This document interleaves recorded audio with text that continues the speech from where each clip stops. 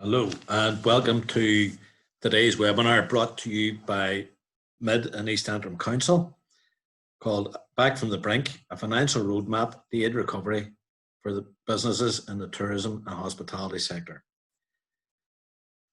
After the video, by all means get in touch with Mid and East Antrim Council. They are keen to talk to tourism and hospitality businesses and do whatever they can to support them from there. Okay, so my name's Mark Johnson. I'm 30 years plus in the financial services sector. I'm a chartered banker, a business consultant, and I support business planning and growth and source funding for businesses. So the aims of the webinar today is support you to develop and review your cash flow projections, support you to develop business plans and consider alternatives, and update you on current government funding schemes and grants. Okay, so lots of talk about the new normal and what the new normal is. None of us really know, but we do know it's not what it was before. There's no doubt many aspects of behaviour will have changed forever. And there's no doubt in my mind that there was no option but to lock down due to COVID-19. The tourism and hospitality sector was the first probably to be locked down and will probably be the last to reopen again. While there probably are questions of whether the government was well enough prepared for a pandemic in general, the economic support has been significant and remains, and this is further evidenced in the last few days by the extension of the furlough scheme and the extension of the self-employed income support scheme. But for the tourist and hospitality sector, there is real danger of going from a winter season, not being able to open in the summer season, and straight back into another winter season. So that has a significant impact on your cash flow. And in reality, travel experts are advising that it may well be 2 years before we return to the trading levels in the sector that we saw in 2019. Even once the government says we can go back to pubs, restaurants, hotels, etc., the other question is, will the customers want to? Will they be prepared to go out into a pub if they don't feel safe? Will they be prepared to stay in a hotel? How do you make them feel safe? Will they travel locally? That's probably very unlikely. Many will travel to foreign climates, and likewise very unlikely we will have foreign visitors. So the focus for 2020, 2021 is likely to be on the domestic market. There'll be fewer business trips, because lots of people are using platforms like this, such as Zoom and Microsoft Teams, to conduct meetings and travel less in the future than they have been doing in the past. But I think things like social activity, like spending time with friends and family, will continue and will return to previous levels.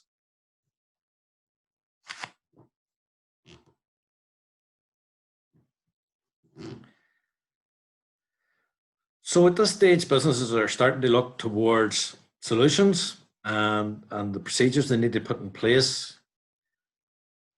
Things like social distancing rules at 2 meters may be reduced to 1 meter over time. We don't know when. Things like cashless payment systems, new cleaning and hygiene measures, one-way entrances and exits, use of PPE and screens, all can help you reopen, but all comes at additional cost to your business. Redesigned dining rooms, kitchens, beer gardens may be the way of the lockdown for customer-facing businesses like pubs, cafes, restaurants, provided they can guarantee customers and staff stick to the 2 meters distancing rule and can stay safe.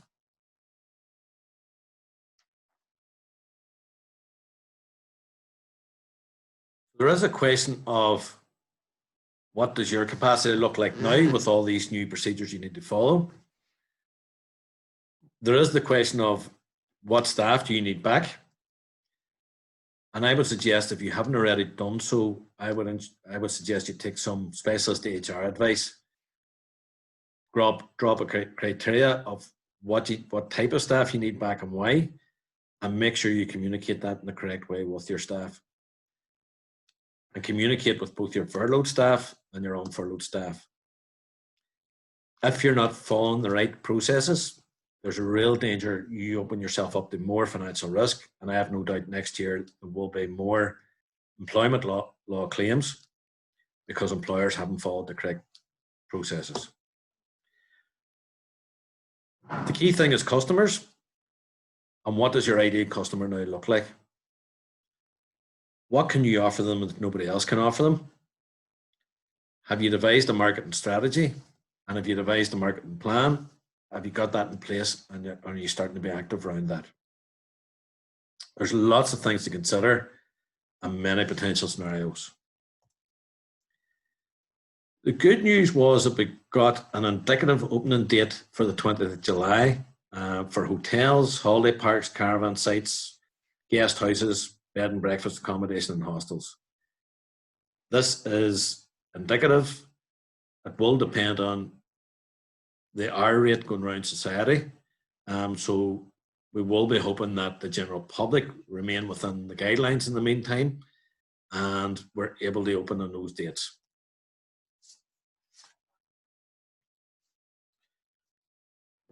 Okay, so it's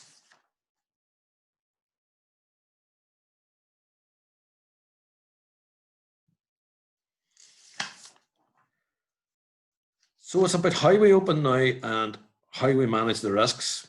It's no longer just protecting life and forgoing economics. People are starting to suffer financial distress, and that's causing health, physical and mental health issues as well.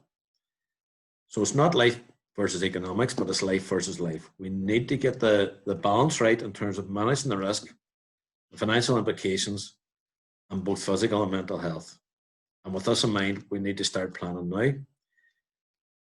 Some umbrella organizations have started to draft reopening plans that are maybe very useful. I would suggest you review them and adapt them to suit your own purposes. So the ones I've seen are from Ulster Hospitality and the Northern Ireland Hotel Federation are very detailed and should give you good guidance from there.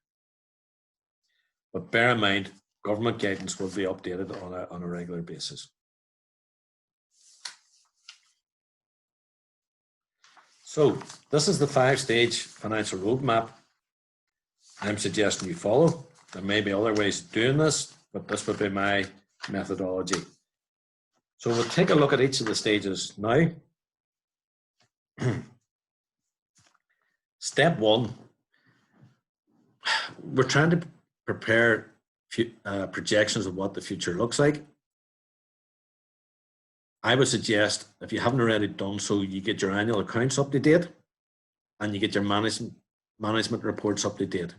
So if your year ends just past March or April 2020, it might have just passed, but think about now doing your annual accounts. That'll bring your system almost bang up to date. In addition, think about putting in place, if you haven't already done so, a financial reporting system. So something that can give you either quarterly or monthly accounts going forward that you can assess and use to support further growth within your business. Okay, so none of us can tell the future, but cash flow projections are a prediction of what we expect to happen in the coming months. So in normal circumstances, these will serve as an early warning system for your business and allow you to take advantage of opportunities that are coming up. At this stage in the lockdown crisis, I don't think we need an early warning system. We know things are difficult. We know we're likely to run out of cash at some point in the future if we don't have customers. So it's really helping us work out where that point is and how long we think we can survive. Okay, but the normal way of things, it will also help you grow your business. So after this, I would suggest you stick with the process and keep implementing your cash flow projections. Now, just going back in that, I would contradict something I said earlier in terms of step one. If you haven't got your financial accounts done and your management information in place in step one, don't wait on it. We can't afford to wait for perfect here. Use the information you have. So you might be using your invoices and your bank statements to put together your initial draft of your cash flow projections. But you will review these on a regular basis, so we can update it as we learn more about your business and get better understanding. So this is a draft for a client that is actually a live document. It was done just last week. So this guy's in the pub sector, and you can see there's lots of highlights and lots of questions we have in place here in terms of actually completing this review. So we're, for example, asking for a payment holiday from the bank. We may or may not get that June, July, and August. We're considering taking a bounce back loan in September. They haven't done that yet. It's possible the bank may just direct us towards the bounce back loan. We haven't yet done the March 20 year-end accounts, so we don't yet know what the tax liability is, for example, in January 21. But you can see at the moment we're predicting we'll run out of cash in April 21, which actually was quite a positive result. Now that'll pull forward slightly once we understand what the tax liability is January 21. So we understand now we have a bit of time to work with this business, hopefully develop at least a few sales during July, August, September, and reduce that gap between the amount of money coming in and the amount of money going out. Calculating your break-even point. Your break-even point is basically the point at which your gross profit is equal to your expenses. So you're not making any money, but you're not losing any money. I think at this stage, it's important to understand that, but it's not something that we're potentially going to do day one for everybody. Your initial aim might be to actually just reduce the amount of losses you're currently suffering. So you may work out your break-even point and have that goal to aim towards in the short term, but it's unlikely we'll do it day one because your capacity will be limited. You'll be putting new systems in place. You'll be experimenting a bit. Not all your customers want to come back. Some of them will, some of them won't. But it's useful to know your break-even point. It's likely that you will be prepared to reopen without reaching your break-even point. And some of the potential reasons are to reduce the level of losses. If this reduces then the monthly drain on the business, it allows you to stay in the sector for longer until you return to a profitable position. You want to pilot new systems and new processes and consider feedback from staff and customers before upscaling further, as we said earlier. Or you feel under competitive pressure to open and give customers options to keep in the habit of buying from you rather than buying from your competition. You can go through loss-making scenarios and survive, but you can only run out of cash once. So that's why it's important to understand your cash flow projections. So taking our pub example, the pub is currently running at a shortfall of about £5,000 a month, assuming a 50% gross profit margin, really just for ease of my calculation, but assuming a 50% gross profit margin, the pub then needs 10 grand a month of sales to get an additional 5 grand a month of gross profit. That's assuming, again, the director is providing the labour and there's no extra labour costs in there. The calculations will get more complicated as you bring back staff, as the job retention scheme changes, but you need to work your way through each stage. If you're unsure what your gross profit margin is or where to get it, I would suggest you take a look at your accounts, and it'll be your sales less your cost of sales, giving you your gross profit. Now, if your accounts are 2 years out of date, it may not be that accurate. And if you have any doubt, I would get your accounts done up to date or consider what's actually going on to providing your product. What are you buying your product for? What are you selling it for in that sense? In terms of pricing, I would encourage you to think about what you can offer customers. As I say, the market's very different, but can you offer anything that's unique? Because if you can't, life's going to be very difficult and price becomes much more relevant. But if you can offer your customers something that's unique, the price is less relevant. What you don't want to do, the temptation sometimes is to be busy and treat that as a success. But what you're trying to do at the minute is maximize profitability as much as you can and create cash to keep your business going. So if you give away what can seem relatively small amounts in terms of pricing, they can be relatively large in terms of gross profit. And ultimately, you can end up very quickly being what they call a busy fool, servicing lots of customers, but not making any money. And in fact, your money's draining out the door because you're not charging the right price. So I would encourage you to think about that uniqueness within your business and develop that and draw up your ideal customer profile again and target your marketing at those customers if there's enough of a marketplace out there to support that. So be clear on what you're offering, be proud of what you're offering, and be prepared to defend your price.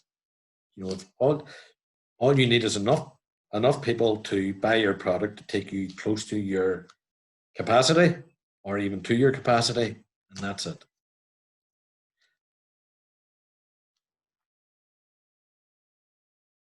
So I would generally run different scenarios, and there's loads of scenarios here at the minute for anybody in the tourism and hospitality trade. And I would use the ARPS acronym. So optimistic, realistic, pessimistic, and scary. And at the moment, there's no doubt I would be running straight to the scary scenario. And if you look at that pub earlier on, there's no sales detailed in that at all. So maybe when we get a wee bit more of a firmer date, or we start to get a bit more confident around reopening, and we've worked out the capacity and the processes and how we might serve customers, we'll start to build in sales and potential costs that go with the sales. It's certainly a nightmare scenario at the moment. There's no marketplace, there's no customers, and there's not an awful lot we can do about it at this stage. However, developing your scary option will help you decide, can you stay in the sector to reopen?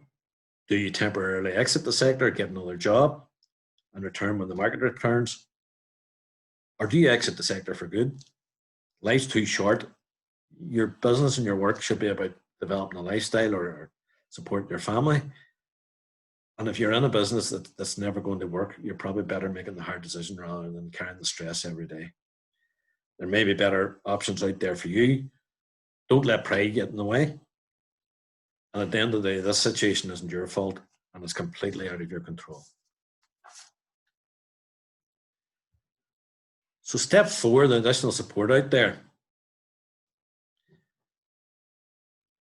A couple of schemes have been renewed just within the last week. The Self-Employed Income Support Scheme being one of them. So for anybody who's self-employed, they will get, similar to what they did recently, they will get support for the next 3 months, albeit at a slightly reduced level. If you are claiming under the Self-Employed Income Support Scheme, I would suggest you retain evidence that that show you have suffered due to coronavirus. So it might be your business account showing a reduction in turnover. It might be confirmation of any business-related, coronavirus-related loans you've received. It might be dates you've had to close due to lockdown, or periods you've had to stop work due to symptoms or shielding or caring responsibilities. In addition to that, then the Coronavirus Job Retention Scheme has also been extended, albeit from August. Employers will be asked to contribute at a low level. But no doubt this will then trigger some businesses to start to think now, well, are we actually going to bring people back in the short to medium term? Or do we need to make some hard decisions and let them know what's happening? And sometimes it may not be good news, but the knowing is quite often better than waiting for it to happen. So during August, employers will be asked to pay somewhere around 5% of the overall wages, basically in the form of national insurance and pension contributions. September, that will go up to somewhere around 14%, and October, somewhere around 23%. So there will be people that you want to retain, and this is an effective way of you doing that. There will be people that will be good for your business going forward, and you spent a lot of time and money investing in and training. Okay, so looking at the two loan schemes, the bounce back loan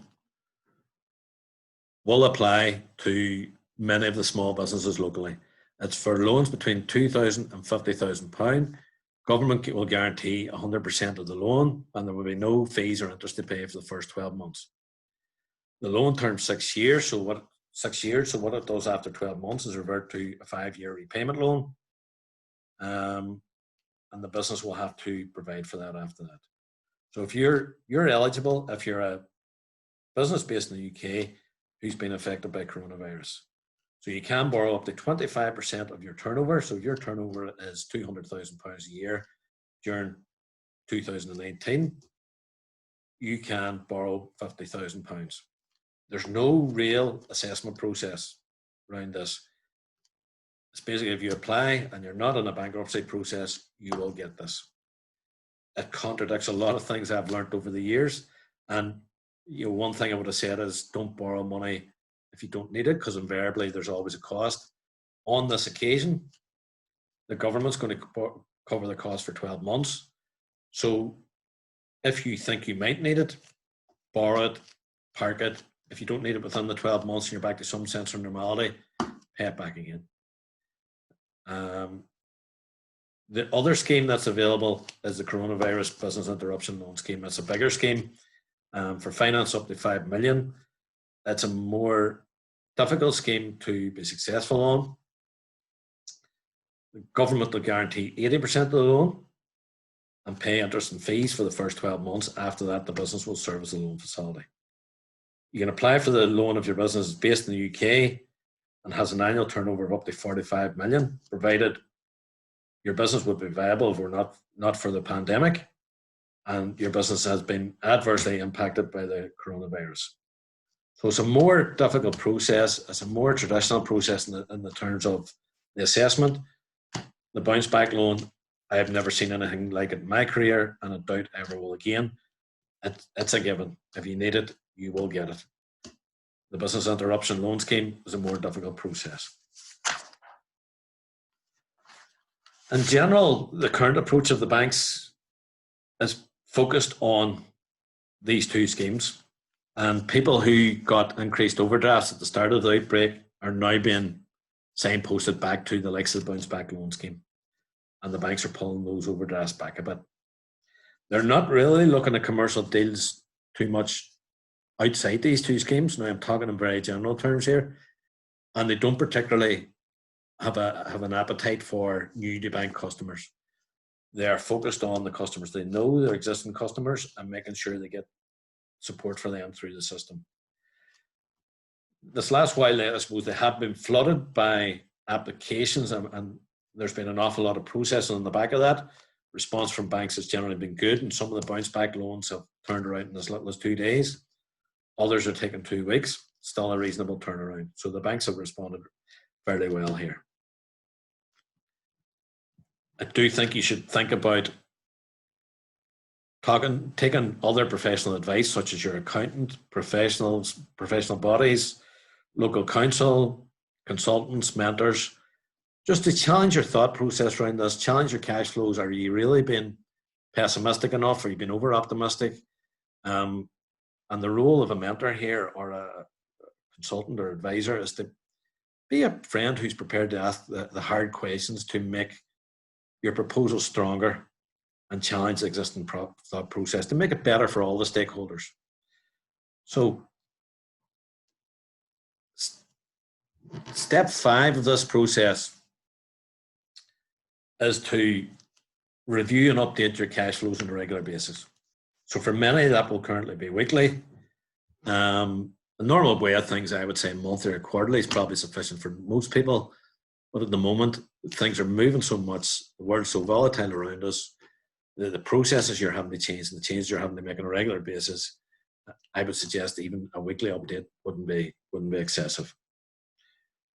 So the forward planning will give you the time you need to address the key issues and any cash shortfall. So the more time you can give yourself to develop your solutions, then the better.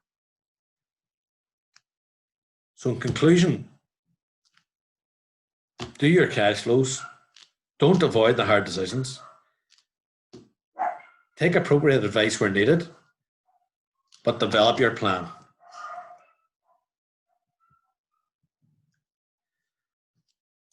I'd like to thank you at this stage for your participation. There's some contact points on there for Johnston Financial Solutions from Mid and East Antrim Council. And the NI Business Info page is very useful in terms of keeping up to speed with the developments around government support. Thanks for your time.